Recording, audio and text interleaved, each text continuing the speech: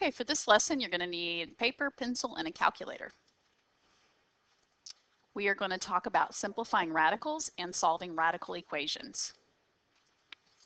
Radicals being square root, cube root, fourth root, that kind of thing. To simplify radicals, so I've given you a set of instructions to go by, but I'm also going to show you how to do this. Simplifying a square root, the radicand is under the radical. So if I have the square root of 25, 25 would be the radicand, and the symbol would be the radical symbol. And we want to find the prime factorization of that radicand of 25 there.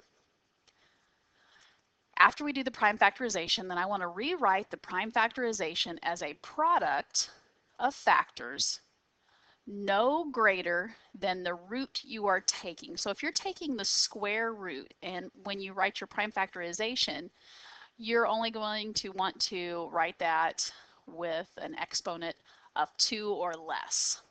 If you were doing a cube root, you would write it with an exponent of 3 or less. And then you'll take the root of each factor. So we're going to try this with 80 to start out.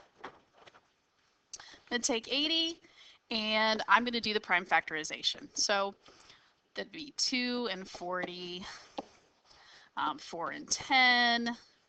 4 would factor into 2 and 2, and 10 would factor into 2 and 5.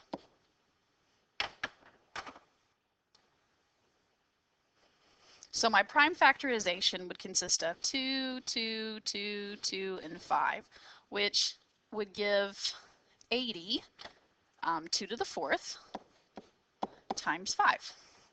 Now I said I only want to write those with an exponent no greater than my root. And so I have a square root, so I only want to put an exponent of 2 on that.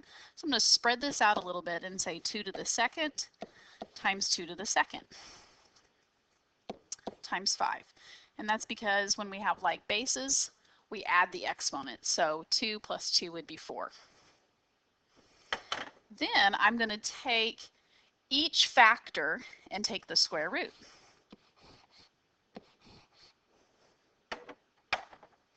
When you take the square root of a square, those are opposite operations, so they're undoing each other. So that would leave me with a 2 for the first square root, a 2 for the second square root, and I can't take the square root of 5, and it doesn't have an exponent of 2 on it, so it's going to stay under the radical. Then I want to combine all of the factors that are outside the radical together. So that would be 4. And I actually only have one factor that has a radical, so that's going to stay. And my answer is 4 square root of 5. All right, I'm going to try it with the next one. I'm going to take 45. Again, I'm going to take the square root, or sorry, 54, not 45. I'm going to take the square root of 54 by factoring 54. So that's 2 times 27 is 54. 3 times 9 is 27, and then 3 times 3 is 9. And I'm down to my prime numbers. And that gives me 54 is 2 times 3 to the 3rd. Again, anything that has an exponent greater than 2, I want to separate that. So that's 2 to the 1st, I'm going to leave that. 3 to the 3rd is going to become 3 to the 2nd times 3, because that's 3 to the 2nd and 3 to the 1st. And 2 plus 1 is 3, which is our original exponent. Then I'm going to take the square root of each factor. I can't take the square root of 2, so it's going to stay under the radical. The square root of 3 squared is 3, and I can't take the square root of 3, so it's going to stay under the radical. Anything that's outside of a radical symbol is going to multiply. Well, I only have one of those. And then anything that's under the radicals, I have 2. I have a 2 and a 3. They're both under the radicals, so I can actually combine those together and get the square root of 2 times 3, which is 6. So my result there is 3 square root of 6.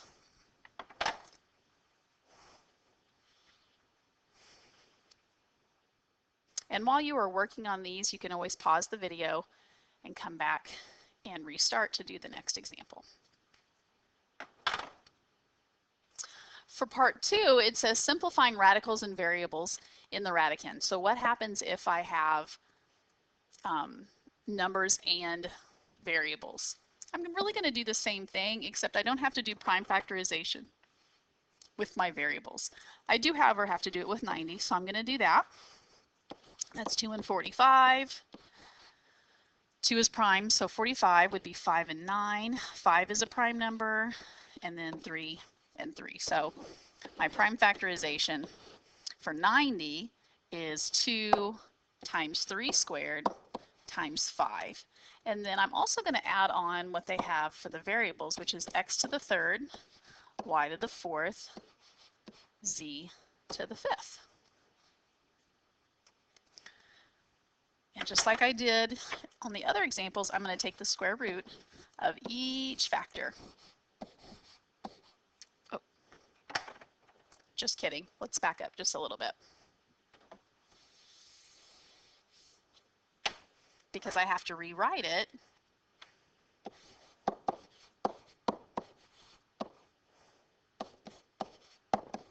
with exponents no greater than 2. So we're going to stretch this out a little bit. So I have 2 times 3 squared times 5, and then x is cubed. So I'm going to write that with an x squared, and then I need one more x to make x cubed. I don't actually have to put the 1 in there, but I wanted to show you what it looked like. I'm going to take that away. And then y to the fourth would be y squared times y squared. And z to the fifth would be z squared times z squared times z, which would give me 5 z's altogether. Now I can take the square root as long as I don't have exponents greater than 2.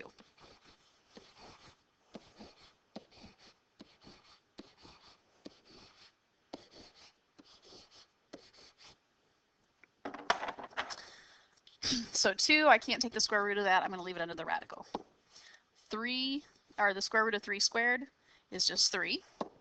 I can't take the square root of 5, so it has to stay. The square root of x squared is x. The square root of x is just the square root of x. The square root of y squared is y, and that's going to happen twice. And then the square root of z squared is z, and I have 2 of those. And I can't take the square root of just z, so it's going to stay under the radical. Then everything that's outside of the radical is going to be multiplied together. So that will leave me with 3x. There are 2 y's, so that's going to be y to the second, z to the second. And then everything with a radical can be multiplied together and be put under a radical. So I have 2 numbers. So I have square root of 2 and square root of 5. So 2 times 5 is 10. And I have an x and a z. So that's my final simplified form.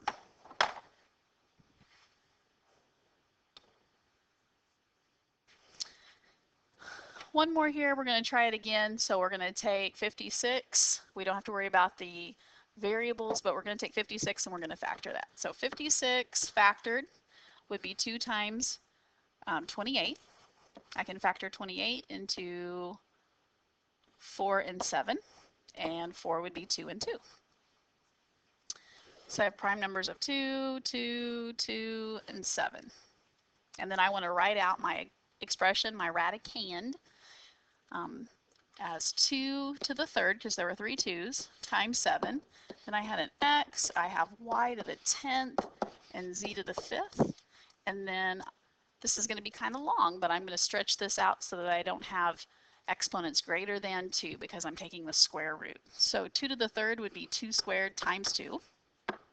Then I have 7, that's fine. X is okay. Y to the 10th, that's 5 groups of y squared. So y squared, y squared, y squared, y squared, and another y squared. And then z to the 5th would be z squared times z squared times z.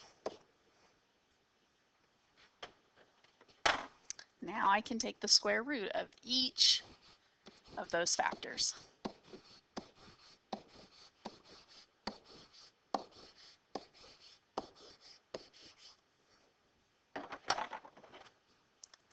Square root of 2 squared is 2. I cannot take the square root of 2, so I'm going to leave that. Cannot take the square root of 7 or the square root of x, but the square root of y squared is y. Then I have another one. I have this 5 times. Another, and one more. And then square root of z squared is z. I have 2 of those.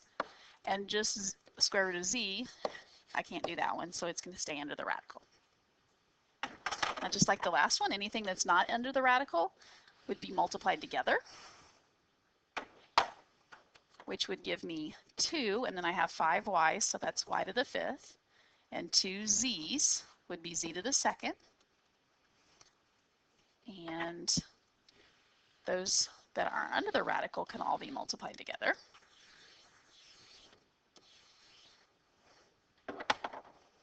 Which would be 2 times 7, which is 14, and I have an x and a z.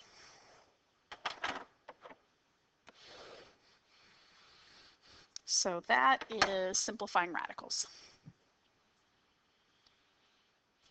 Okay, this one gets a little bit trickier. This is rationalizing a denominator, and AKA, so also known as simplifying radical denominators.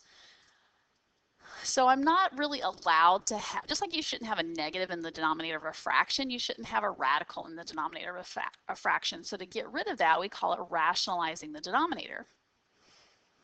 What I want to do is to multiply in the numerator and denominator by the radical that's in the denominator. So I'm going to use the same value in the numerator and denominator, and then I'm going to be able to simplify. So for number 1, it says which expression is equivalent to the square root of 35 over 15. So you can see both numbers are under the same radical. If it's possible, you should reduce the fraction before you go and rationalize the denominator. So I actually can reduce 35/15 because they both have a factor of 5. So that's going to give me 7/3. This is already going to make the problem a lot easier. Then I want to take my 7/3 and write just the numerator with a radical and just the denominator. So I'm kind of separating them. Now I'm going to take my denominator, which is the square root of 3 because there's a radical there, and I'm going to multiply the top and the bottom by that same value. And this will allow us to get rid of the radical under the denominator, because I'm going to end up with, in the numerator, square root of 7 times square root of 3. And in the denominator, that's just square root of 3 squared.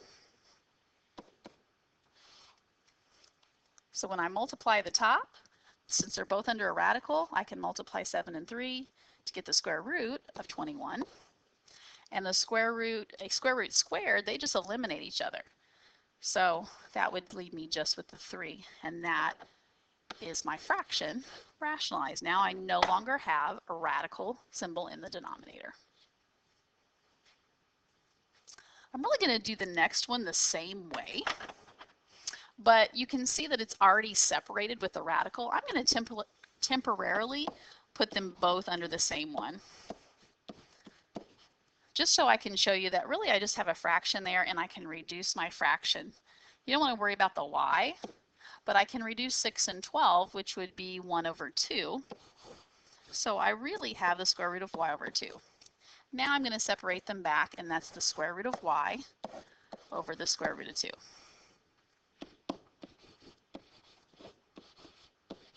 And I'm going to, since I have a radical in the denominator, I'm going to multiply the top and the bottom by that same 1. So in the numerator, I have square root of y times the square root of 2. And in the denominator, I have the square root of 2 squared. Same situation as the last problem. Since both of the factors in the numerator are under a radical, I can multiply them together, and I get 2y. And in the denominator, and this is exactly why we multiply the bottom by itself, when you square a square root, the radical is eliminated, and I just have the 2. Now, since the 2 in the numerator is under a radical and the 2 in the denominator is not, you cannot try to reduce those. They're done.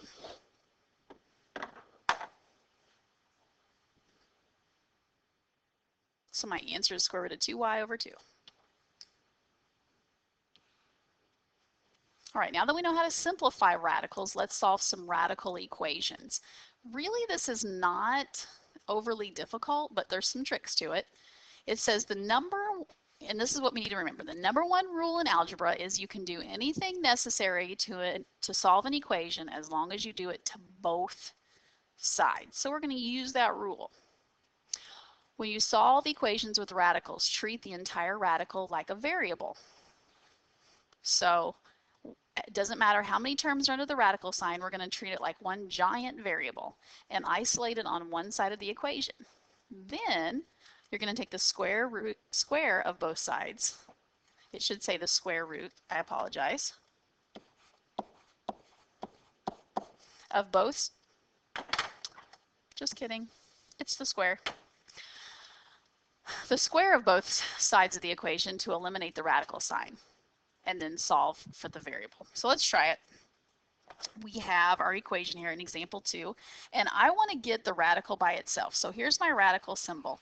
And again, we're just going to treat that like a giant variable all on its own and get that by itself. So I want to subtract 7 on both sides. That leaves me with the square root of a plus 5 equals 5. And then I'm going to square both sides, just like I said. What happens when you square a square root? The radical is eliminated. So now on the left side, I have a plus 5. And on the right side, I have 25, because 5 squared is 25. Now, I don't have any more radicals. Now I'm going to be able to solve for a and get a by itself by subtracting 5. And you should end up with a equals 20. So a equals 20 should be my solution. Seems pretty easy. There is a catch to this though, and this is talked about in number 2, solving radical equations with extraneous values. Extraneous values basically means extras. The downside of squaring both sides of an equation is that you're really multiplying each side by different values, because squaring is multiplying. So for the first example, when I squared the left side, I was really multiplying that by the square root of a plus 5. And on the right side, I was multiplying that by 5. Those are not the same. And so I'm kind of cheating my rule for algebra, which says that I have to do the same thing to both sides. What happens then is it's possible to get solutions that don't actually work for the original equation. So you must check each solution of a radical equation to see if it actually satisfies the equation, or it should say if an extraneous value, which means if you have an extraneous value, which means that it's an extra and should not be counted as a solution. So let's take a look at an example of how that would look. So for the first one, I already have my radical on one side by itself. So I'm going to leave it like that. I don't have to move anything left or right. And I'm going to get rid of the radical by squaring both sides. So on the left side, when I do that, I now have k plus 1. And on the right side, k minus 1 squared. So that means k minus 1 times k minus 1. And I need to simplify on the right. So I'm going to FOIL, first, outer, inner, last, which would give me k squared minus k plus 1. So k plus 1 equals k squared minus 2k plus 1. Now because I have a squared term, I'm going to take everything to one side because I'm probably going to have to factor in order to get my solution. So I'm going to subtract k from both sides, and I'm going to subtract 1 so that everything is on one side of the equation. And when I do that, on the left side I'm going to have 0, and on the right side I get k squared minus 3k plus 0. So I don't actually have to have that 0 on there. I'm going to just switch it around real quick. That's the same thing as k squared minus 3k equals 0. And I'm going to factor to solve. So I'm going to factor out a k.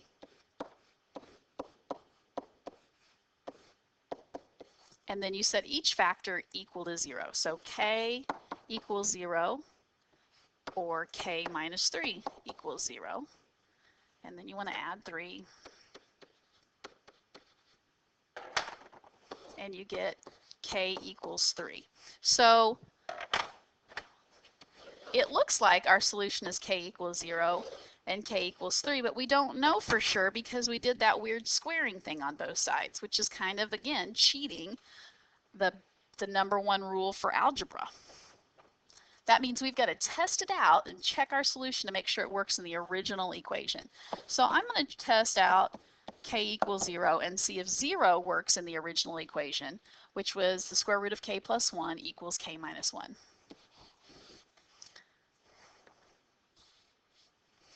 So the square root of k plus 1, k was 0, equals k minus 1. And see what I get. Do they work for the equation? Does that satisfy? Well, this is square root of 1 equals negative 1, and the square root of 1 is 1. The square root of 1 does not equal negative 1. So that means that k equals 0 does not work for the equation. It is an extraneous solution. It's extra. Then we have to try the other one just to see if that one works too. So again, I'm going to replace k, this time with a 3. And I get the square root of 4. Let me replace 3 correctly. That gives me, on the left side, square root of 4 equals 3 minus 1, which is 2. The square root of 4 is 2. So does 2 equal 2? And the answer is yes, which means that k equals 3 is an actual solution for my equation. All right, we have one more example here. Again, I've got my radical on one side, so I'm just going to square both sides. And that tells me I'm going to take x minus 3 times x minus 3. And when I square the square root on the left, I get x minus 1. I'm going to fast forward this a little bit. The product of x minus 3 and x minus 3 is x squared minus 6x plus 9. And that's going to equal x minus 1. And just like I did before, I've got a squared term. I'm going to subtract the x from both sides, and I'm going to add the 1 to both sides, because when I have a square root, I'm probably going to have to factor. That gives me square root, or x squared minus 7x plus 10 equals 0. And then I'm going to factor. You could also use the quadratic formula to solve for x. But this is very easily factorable. Factors of 10 that give me negative 7 are negative 2 and negative 5. And then I want to set those equal to 0. So x minus 2 equals 0, or x minus 5 equals 0. And then we're going to add 2.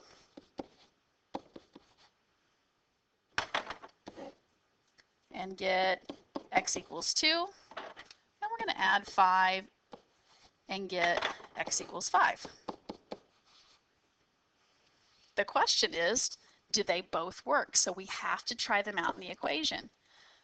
We try out x equals 2 into the equation. The original equation was x minus 3, so I'm going to take 2 minus 3 equals the square root of, and we took the square root of x minus 1, so that would be 2 minus 1. And we're going to try that out. 2 minus 3 is negative 1. 2 minus 1 is 1. So does negative 1 equal 1? No, it does not, which means that 2 is extraneous. And it's possible to have all extraneous values, so we do need to check the other one. X equals 5. That gives me 5 minus 3 equals the square root of 5 minus 1. That's 2 equals the square root of 4, and 2 equals 2. Those solutions aren't always going to be the same like they were in these two examples. That was a coincidence, but this is an example of another one that works.